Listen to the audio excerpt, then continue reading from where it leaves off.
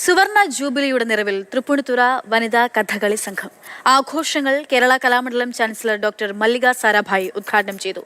പുരുഷാധിപത്യം നിറഞ്ഞു നിന്നിരുന്ന കഥകളി രംഗത്തേക്ക് വിപ്ലവകരമായ ചുവടുവയ്പുമായി എത്തിയ വനിതാ കഥകളി സംഘത്തിന് ചരിത്ര പ്രാധാന്യം ഏറെയുണ്ട്.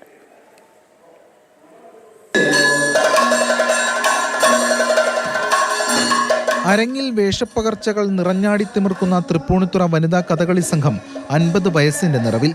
1975 ഒരു കൂട്ടം വനിതകൾ ചേർന്ന് തുടങ്ങിയ ഉദ്യമം കൂടുതൽ തിളക്കത്തോടെ ജ്വലിക്കുകയാണ്. കളിക്കോട്ട പാലസിൽ സുവർണ ജൂബിലി ആഘോഷം പ്രൗഢഗംഭീരമായി നടന്നു. അരങ്ങിലും അണിയറയിലും അങ്കനമാർ, ആസ്വാദകരായി നിറഞ്ഞ സദസ്സും.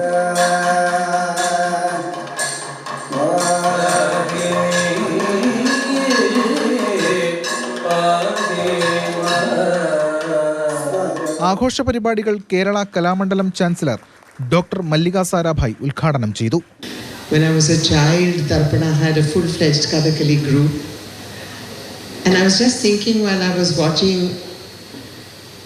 Ganga Chechi do this extraordinary Surpanaka, that Amma, who actually broke the barrier and became the first woman ever to do Kathakali.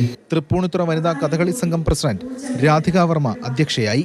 Kathakali ആചാര്യന്മാരെ ചടങ്ങിൽ ആദരിച്ചു. സാംസ്കാരിക വകുപ്പ് ഡയറക്ടർ ദിവ്യ എസ് അയ്യർ വിശിഷ്ടാതിഥിയായി. പ്രതിപക്ഷ നേതാവ് വി ഡി സതീശനും പങ്കെടുത്തു. ആഘോഷങ്ങളുടെ ഭാഗമായി നടന്ന രാമായണത്തിലെ സ്ത്രീ കഥാപാത്രങ്ങളിലൂടെയുള്ള രമണീയം രാമായണം എന്ന പരിപാടി ഏറെ വേറിട്ടതായി. സുവർണ ജൂബിലി ആഘോഷങ്ങളുടെ സമാപന സമ്മേളനം മന്ത്രി ആർ ബിന്ദു ഉദ്ഘാടനം ചെയ്തു. 2 ദിവസം നീണ്ടുനിന്ന സുവർണ ജൂബിലി പരിപാടികൾ കലാരംഗത്ത് വനിതകളുടെ തിളക്കം കൂട്ടുന്നതായി മാറി.